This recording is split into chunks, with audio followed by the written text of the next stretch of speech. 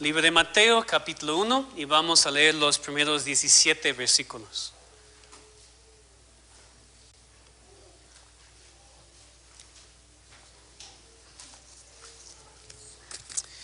Y si no me equivoqué del pasaje, es una genealogía, lo que voy a predicar, porque toda la palabra es inspirada, útil para nosotros. Entonces vamos a leer aquí Mateo 1, empezando en el versículo 1 hasta el versículo 17. Libro de la genealogía de Jesucristo, hijo de David, hijo de Abraham. Abraham engendró a Isaac, Isaac a Jacob y Jacob a Judá y a sus hermanos. Judá engendró de Tamar a Fares y a Sara. Fares a Esrom y Esrom a Aram. Aram engendró a Aminadab a Nasón y Nasón a Salmón.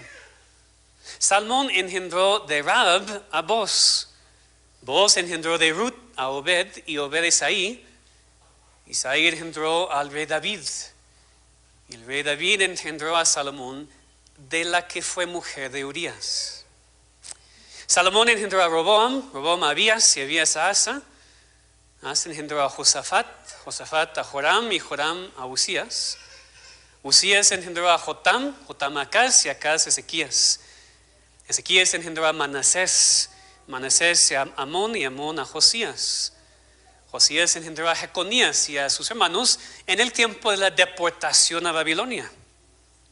Después de la deportación a Babilonia, Jeconías engendró a Salatiel y Salatiel a Zorobabel. Zorobabel engendró a Abiud, Abiud a Eliakim y Eliakim a Azor. Azor engendró a Sadoc, Sadoc a Akim y Akim a Eliud. Eliud engendró a Eleazar, Eleazar a Matán, Matán a Jacob. Y Jacob engendró a José, marido de María, de la cual nació Jesús, llamado el Cristo. De manera que todas las generaciones desde Abraham hasta David son 14, desde David hasta la deportación a Babilonia 14, y desde la deportación a Babilonia hasta Cristo 14. Esa es la palabra de Dios, es para nosotros, y vamos a orar que Él pueda usarla para obrar en nuestros corazones. Nuestro Padre, ese es nuestro deseo, que podamos entender lo que es la aplicación de este pasaje, lo que podemos aprender de algo que tal vez hemos leído mucho y no hemos sacado nada. Ayúdanos, Señor. Quita toda distracción, quita todo cansancio, Señor. Ayúdanos a enfocarnos ahora completamente en lo que tú quieres decirnos a través de tu palabra. En el nombre de Cristo. Amén. ¿Es tu familia disfuncional? No me refiero tanto a tu relación con tu cónyuge o tus hijos, sino más bien tus papás, tus abuelos, tus antepasados, tus ancestros. Es muy difícil hoy en día aquí en nuestro país encontrar personas que no tienen familias disfuncionales. Padres divorciados, padres o madres infieles, abuelos, bisabuelos, tatarabuelos, que fueran conocidos en su pueblo por ser borrachos, mentirosos, infieles o hasta peor. No descendemos de buenas personas. No descendemos de personas piadosas que estaban viviendo en santidad todas sus vidas. Pues ¿saben qué? Cristo tampoco. Hablando de su ascendencia humana, por supuesto, Cristo vino de una familia muy disfuncional.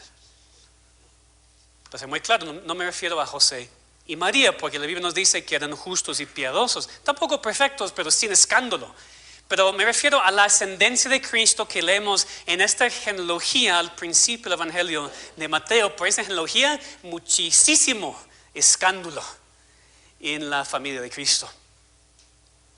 Esta genealogía, por supuesto, nos muestra que Cristo era un verdadero hombre de cierto linaje.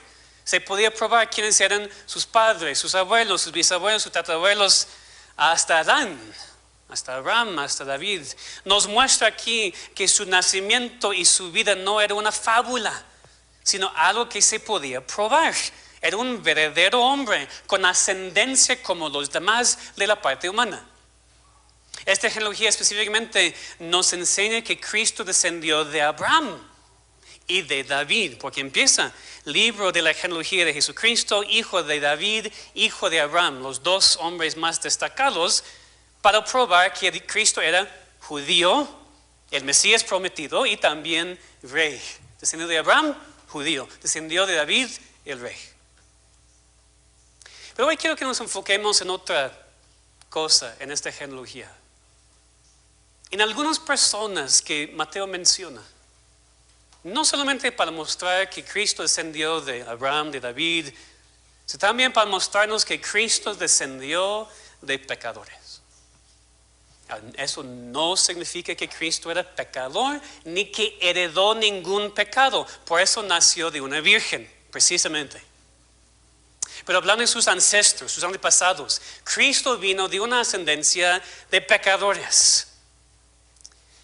Algo diferente de esta genealogía es que se incluye varias mujeres, incluye a gentiles también. Eso no es una lista de puros hombres que eran ancestros del Mesías.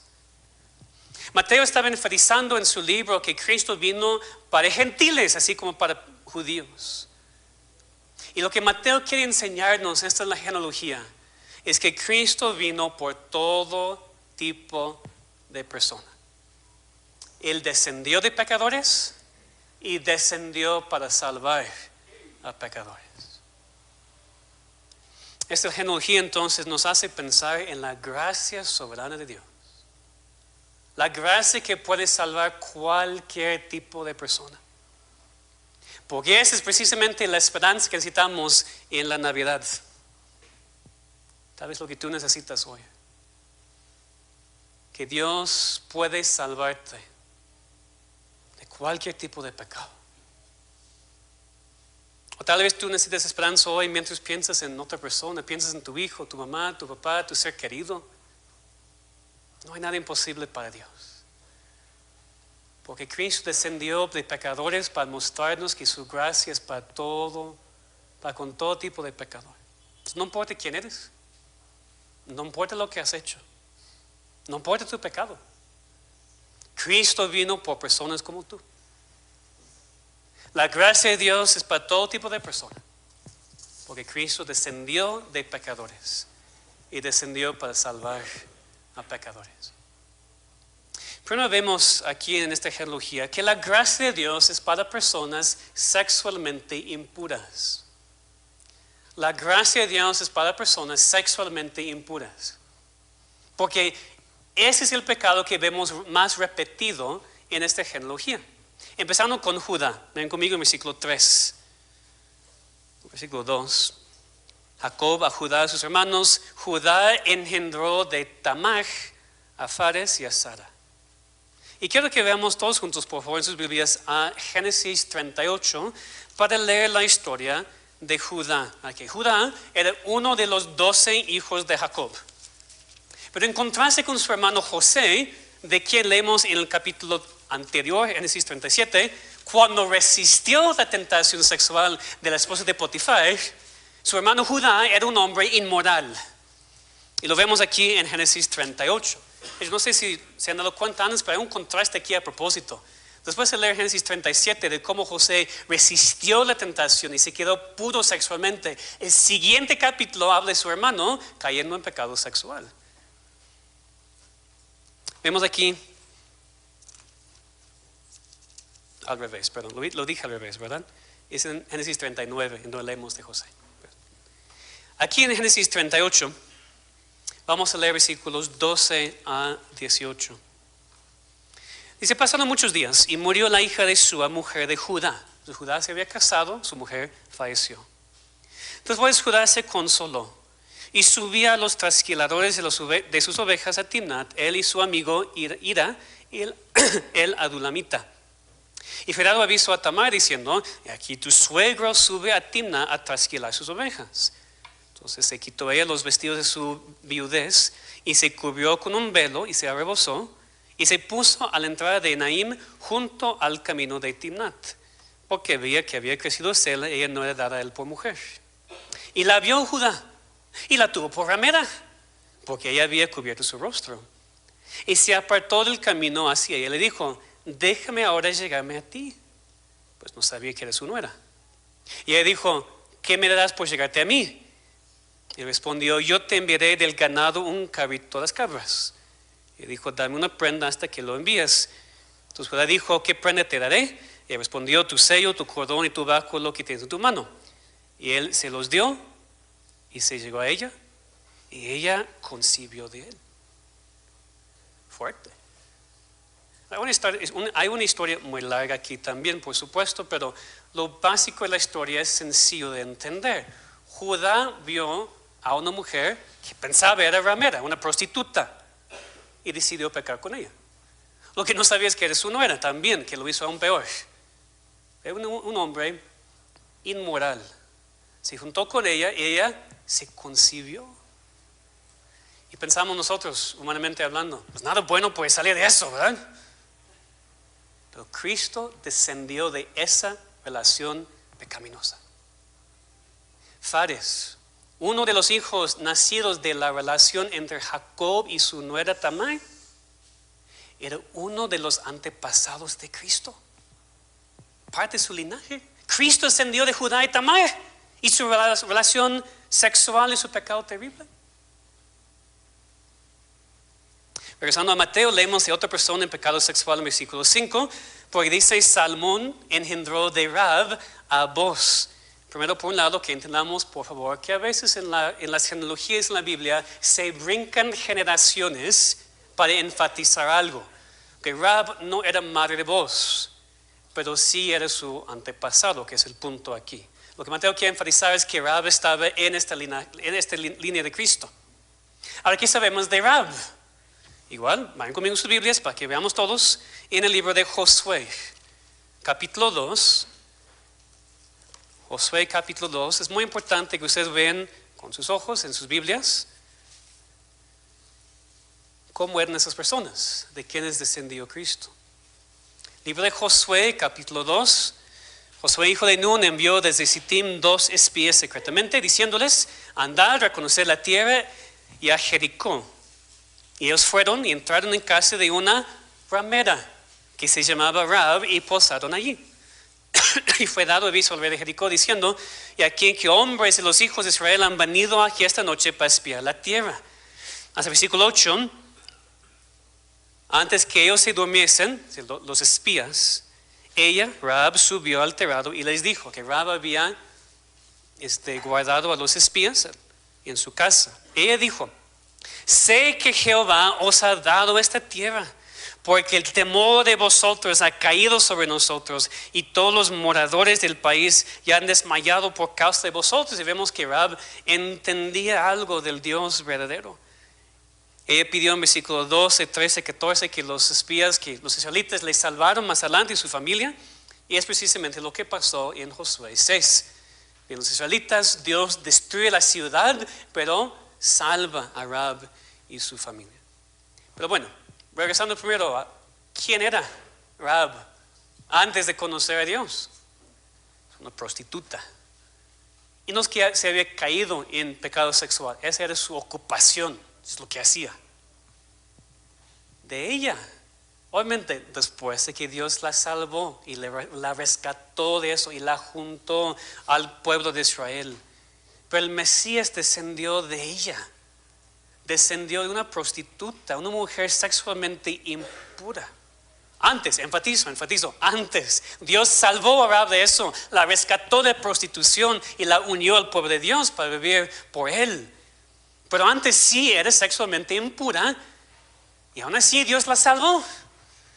Y aún así era parte del linaje del Mesías, aún con todo su pecado sexual pasado. Leemos de otra mujer en Mateo 1, versículo 6. Regresando otra vez a la genealogía. Isaí engendró al rey David, y el rey David engendró a Salomón, de la que fue mujer de Urías. Muy interesante como lo dice, como lo escribe aquí. Se refiere a Betsabé, por supuesto. ¿Por qué no dice su nombre? Es para enfatizar el pecado sexual de David con Betsabé cuando todavía estaba casado con su esposo Urías, como leemos en 2 Samuel 11. Y aunque el bebé que concibió y nació de esta relación adúltera falleció, Después David se casó con Betsabé, nació Salomón, que era otro de los antepasados de Cristo.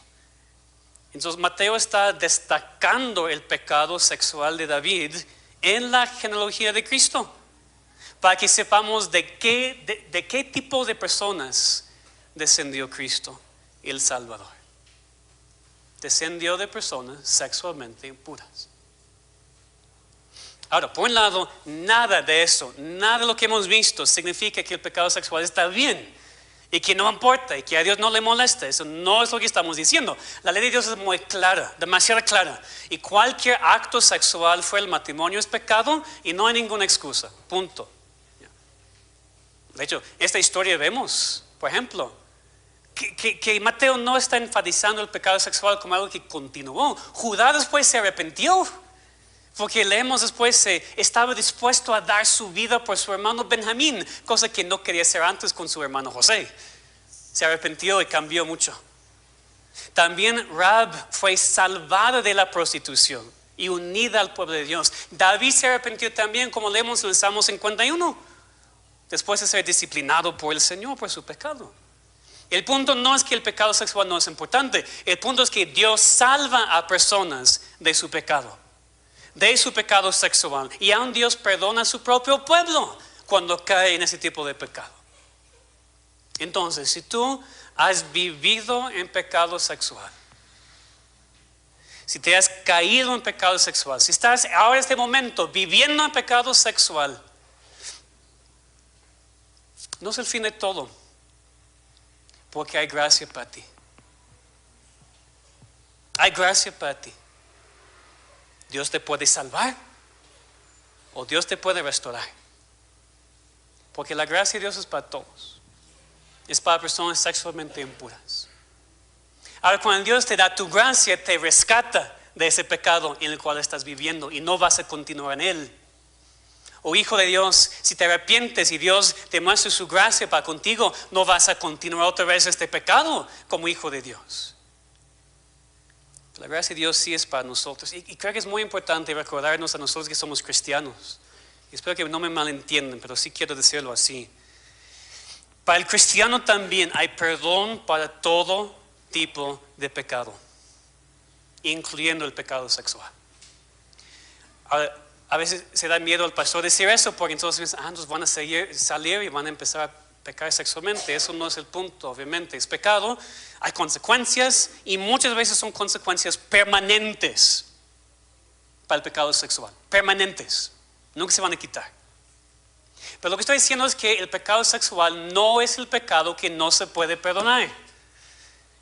Y creo que otro extremo, muchas iglesias que parece que sea así. Si tú pegas sexualmente, pues fuera, aquí no, vas a contagiar a todos. No, hay gracia para ti. Tienes que arrepentirte, tienes que buscar a Dios y tienes que abandonar para siempre tu pecado, claro. El pecado sexual no es el pecado que no se puede perdonar. Dios te puede rescatar para que vivas en santidad de ahora en adelante. Vemos este pecado sexual tan obvio en la genealogía de Cristo, mostrándonos que la gracia de Dios es para todos. La gracia de Dios es aún para hombres y mujeres sexualmente impuros. También vemos que la gracia de Dios es para personas que no crecían entre el pueblo de Dios. Es importante porque yo creo que a veces personas pueden venir a nuestra iglesia por primera vez, invitamos a familiares, amigos, compañeros, o personas nada más pasan, ven el letrero y entran por curiosidad. Y piensan cuando entran a esta iglesia que todo lo que hablamos es muy interesante. Pero no es para ellos, porque no son parte de la iglesia. Nunca he estado en una iglesia, no he crecido aquí, nunca he asistido a una iglesia, entonces esas cosas tal vez son para mi esposa, mis papás, mis hijos, mis abuelos, mis amigos. No es para mí porque yo no soy parte de ese grupito que tienen aquí. Tenemos dos ejemplos en la genealogía de Cristo de mujeres que no crecían dentro del pueblo de Dios tampoco, porque Dios las salvó y las unió a su pueblo. Ya vimos primero a Rahab otra vez en versículo 5, ya pensamos en ella, en su pecado, en su ocupación, pero no simplemente que era prostituta, peor, era gentil. No era judía, no era parte del pueblo de Dios. Ella vivió en Jericó. Parte de la tierra de Canaán, era cananita, idólatra. Parte de ese pueblo que Dios mandó a su pueblo a destruir por su idolatría, por su pecado en contra de él. Ella no conocía el verdadero Dios. Hasta que se dio cuenta de la verdad, como vimos otra vez en Josué 2, y dijo a los espías: Jehová vuestro Dios es Dios arriba en los cielos y abajo en la tierra. Ahí vemos cuando Dios salvó a Rahab, porque se dio cuenta de que no son esos bailes y esos otros ídolos. Solamente Dios es Dios, arriba y abajo, en todo lugar. Esta gentil, esta no judía, esta idólatra, esta pecadora, no parte del pueblo de Dios. Dios la salvó y Dios la unió a su pueblo. Igual con Ruth, vemos aquí en el versículo 5, igual. Boz engendró de Ruth a Obed, Obed a Isaí, Isaí al rey David. ¿Quién era Ruth? Otra vez, acompáñenme por favor en sus Biblias al libro de Ruth.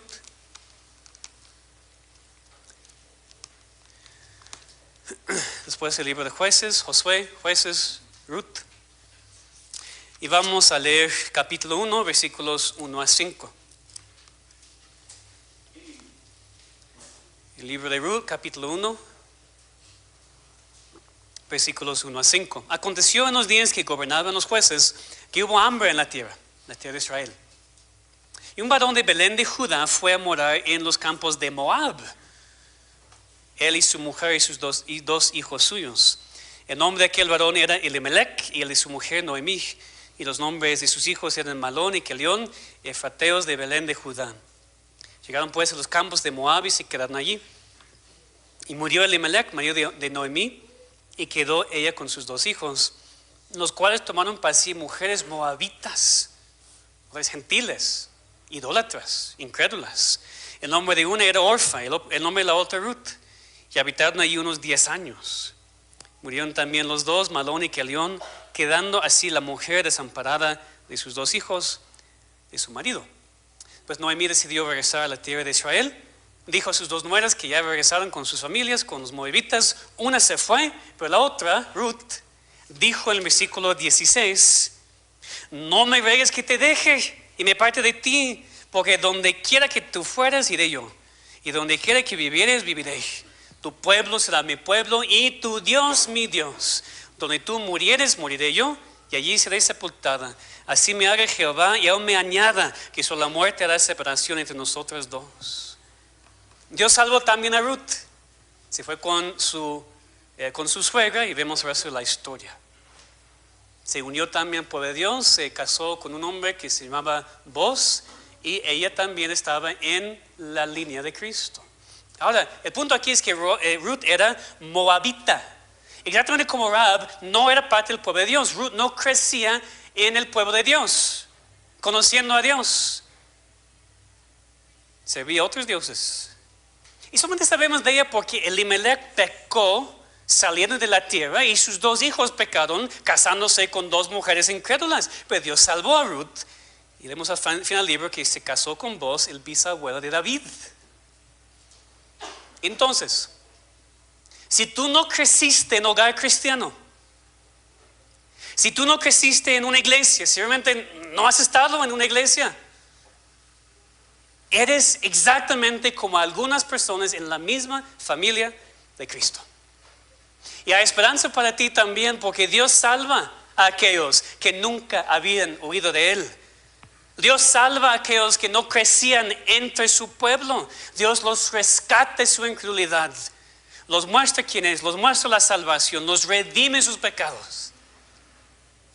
Entonces, si estás aquí hoy y no eres parte de esta iglesia, ninguna iglesia, no estás acostumbrado a asistir a una iglesia, no importa. Dios te puede salvar como eres y agregarte, unirte a su pueblo, exactamente como hizo con Rahab y con Ruth. Si te casaste con alguien que no era parte del pueblo de Dios, igual Dios puede hacer su obra. No significa que un cristiano debería, entendemos eso, pero muchos de ustedes se casaron con un incrédulo pues antes de conocer a Dios, antes de ser salvo. Tienen cónyuges o ex cónyuges, puede ser incrédulos, y están buscando a Dios por su salvación. A veces parece que no es posible, ¿verdad? Ese hombre, esa mujer con quien estoy o lo que sea la relación, nunca ha estado en la iglesia, no quiere estar en la iglesia, no está interesado. Dios salva a personas así fácilmente y sin ningún problema y los une a su pueblo. Dios puede usar aún lo que parece lo peor para cumplir su voluntad ahora y también en el futuro. Y cristiano, sigue confiando en Dios para la salvación de tu familia. Dios te salvó a ti cuando estabas lejos, ¿verdad? Dios te salvó a ti cuando no estabas en la iglesia, cuando estabas contento, feliz en el mundo, en el pecado, no querías nada que ver con Dios. Él puede hacer exactamente lo mismo con tus seres queridos, sin ningún problema. Nada es difícil para Dios y nada es imposible, nada es ni difícil ni imposible para Dios. Dios lo puede hacer en tu ser querido como lo ha hecho en ti. Dios lo puede hacer aquí en Contreras. Con tantas personas en esta alcaldía que nunca han entrado a las puertas de una iglesia. Y los vemos, decimos, alcaldía perdida, ciudad perdida, no hay esperanza para nadie aquí. Fíjense en cómo son. Dios puede salvarlos. Fuera de la iglesia, meterlos en la iglesia, agregarlos a la iglesia. Dios puede hacer milagros. Como ha hecho en nuestras vidas, también lo puede hacer en otros. Y por eso oramos.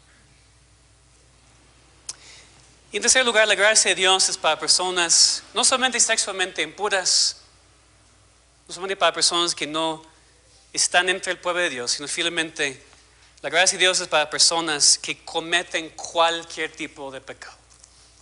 Lo digo así para ahora incluir a todas las demás personas en la genealogía de Cristo.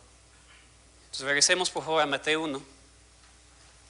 Y también para incluir a todo tipo de persona en su pecado hoy en día, que necesita la gracia de Dios para la salvación. Porque tal vez tú piensas, después de lo que hemos estudiado, que tú estás bien, que tú no has pecado tanto como las personas que hemos visto en este pasaje. Tú no has cometido pecado sexual. Has estado en la iglesia, no estás fuera, aquí estás en la iglesia, has actuado bien. Y tú dices, bueno, pastor, para ser completamente honesto, no me aplica mucho lo que tú has dicho. Yo no soy mucho como Rab y Ruth y esas personas que tú has mencionado. Yo soy un poquito más como Abraham, Isaac y Jacob. Dios me acepta porque yo vivo bien. Abraham también es pecador. Abraham mintió por lo menos 2 veces que su esposa era su hermana y nada más para evitar problemas con el rey del país. Abraham se juntó con una mujer que no era su esposa para intentar cumplir la promesa de Dios por medio de pecado.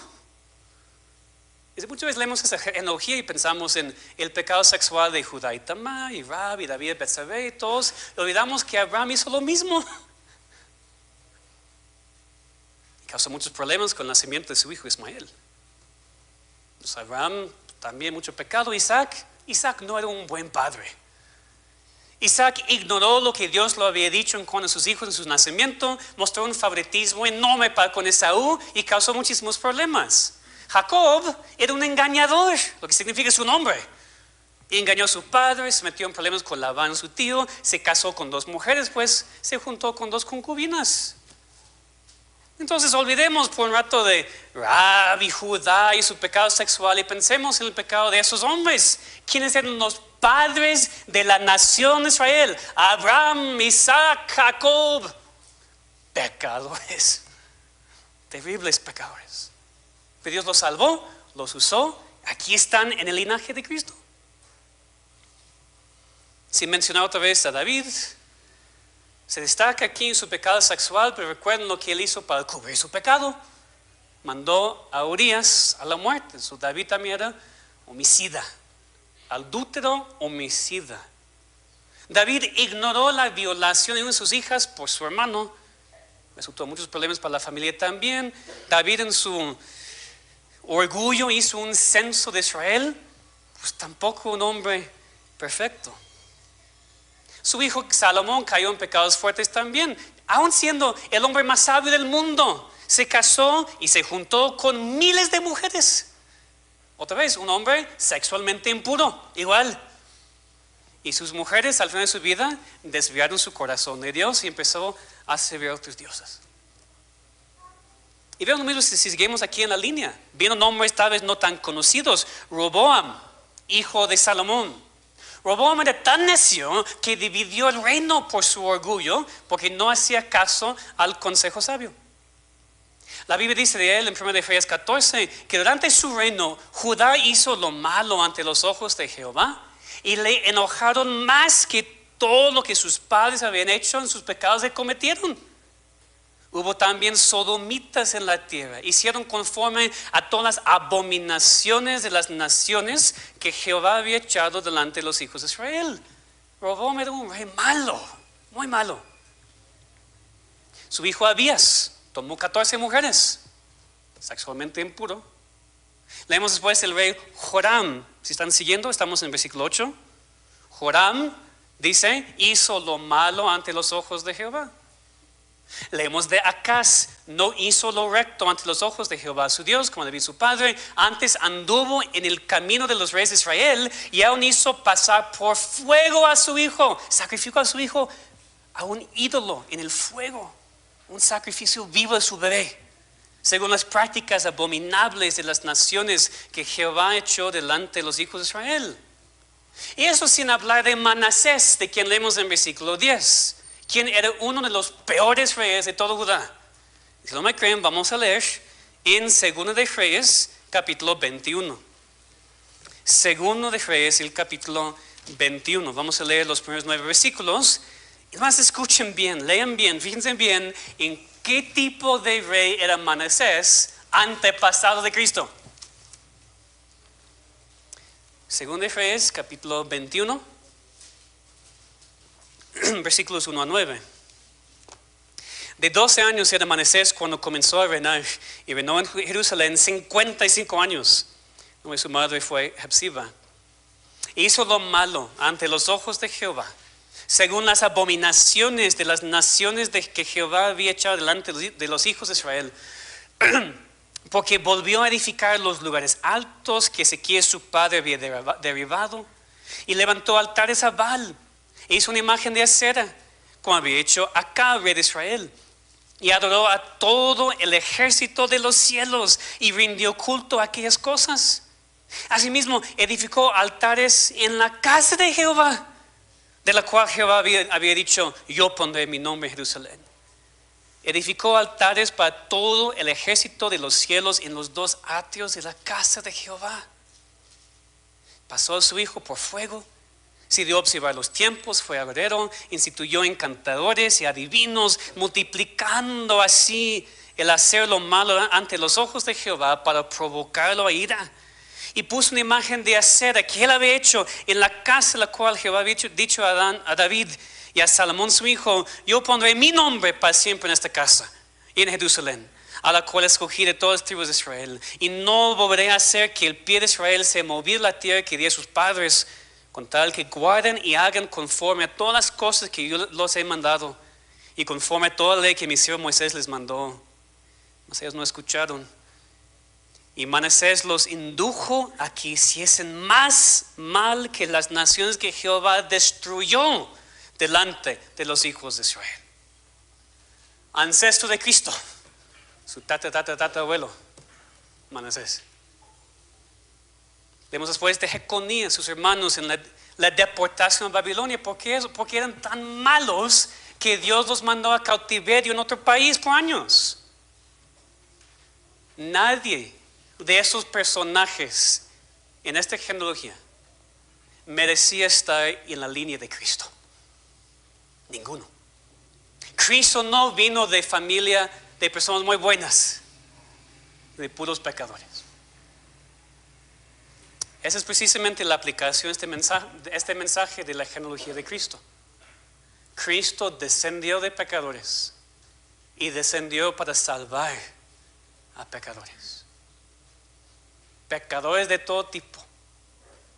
Porque su gracia es suficiente para todos, para todo tipo de personas. Ese es el verdadero significado de la Navidad. Porque más adelante aquí en Mateo 1 vemos por qué vino Cristo, versículo 21. ¿Por qué nació? el ángel hablando con José dijo, y dará a luz un hijo y llamará su nombre Jesús, porque él salvará a su pueblo de sus pecados. Por eso Cristo se encarnó, por eso Cristo nació. No para darnos vacaciones en esas fechas, no para que comamos bien, no para que intercambiemos regalos, cosas son buenas. Pero Cristo vino para salvar a pecadores, de los cuales yo soy el primero. Y tú y todos nosotros.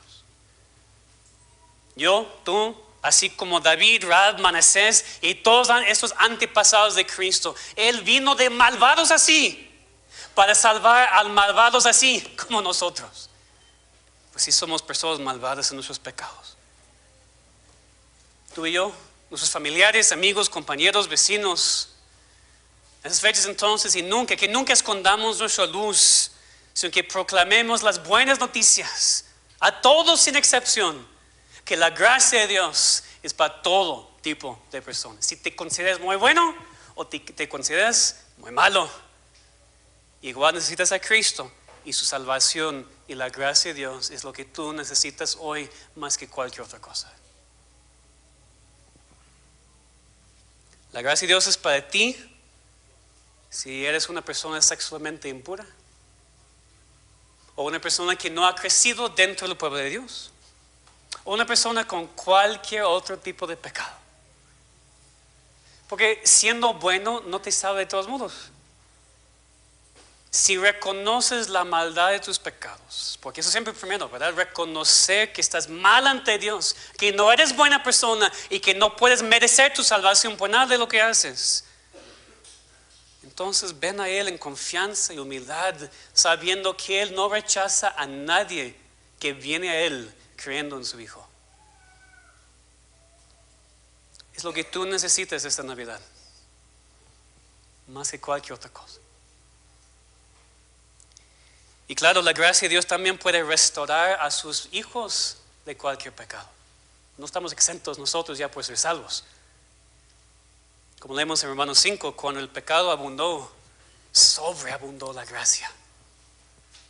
Siempre hay esperanza para el Hijo de Dios, no importa el pecado en que has caído o el pecado en que estás continuando hoy. La gracia de Dios es para ti, no importa lo que has hecho. Regresa ahora, entonces, regresa hoy a Él y a su camino. No sigues desviándote, no sigues en tu pecado.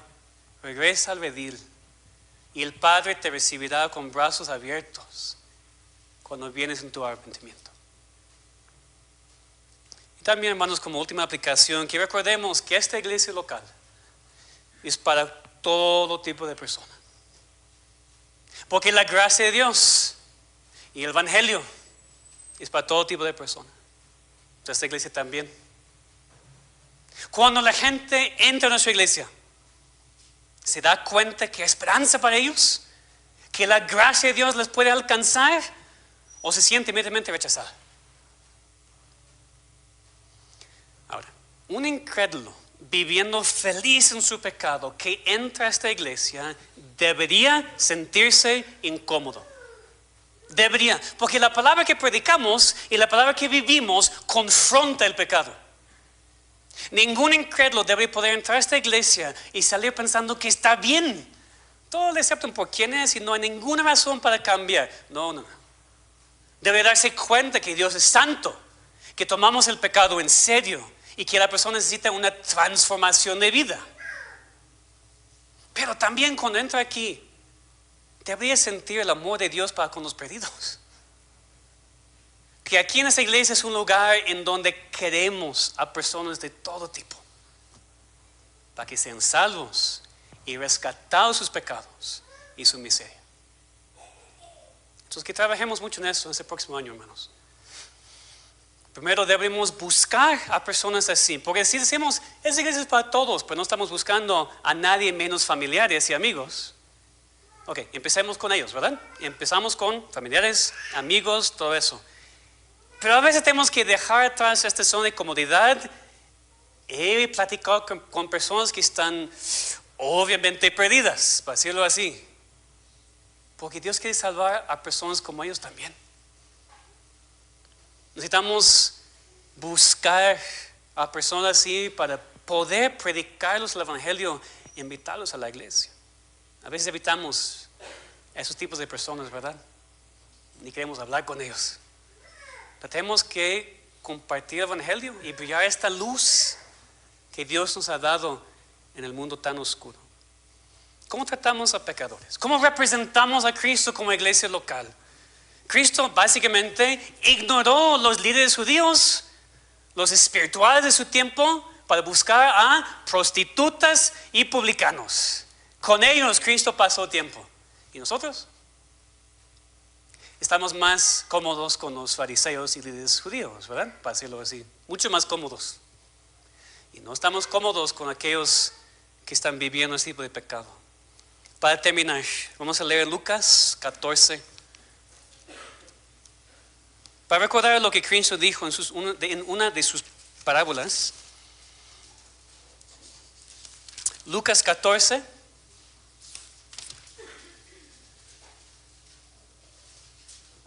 Versículos 16 a 24. Lucas 14, versículo 16. Entonces Jesús le dijo: un hombre hizo una gran cena y convidó a muchos. Y a la hora de la cena envió a su siervo a decir a los convidados: venid, que ya todo está preparado. Y todos a una que comenzaron a excusarse.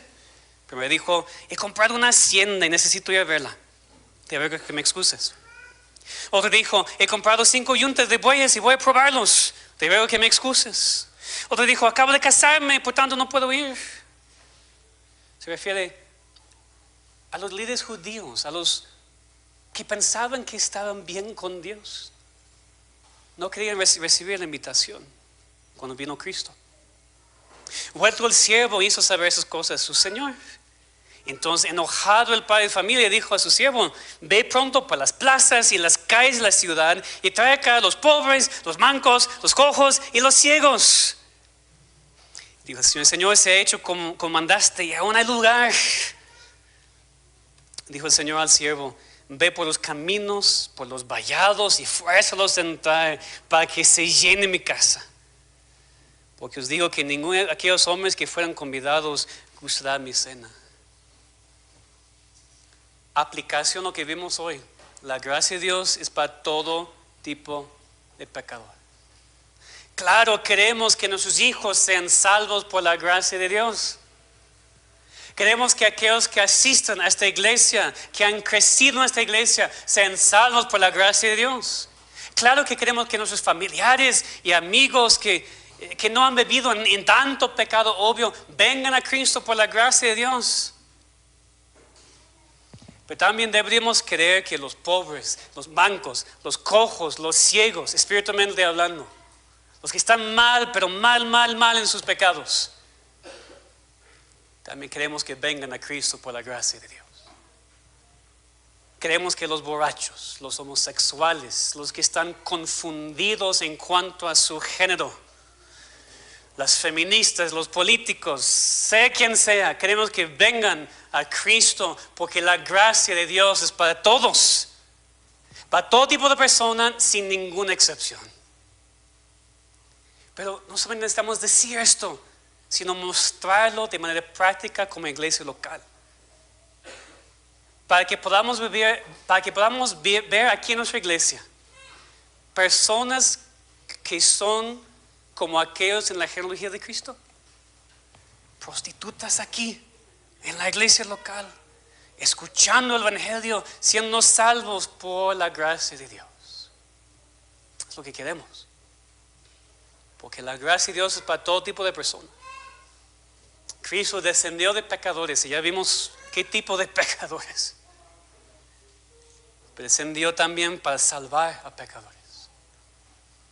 Oremos que lo haga aquí en nuestra iglesia, en nuestras familias y también en nuestra ciudad.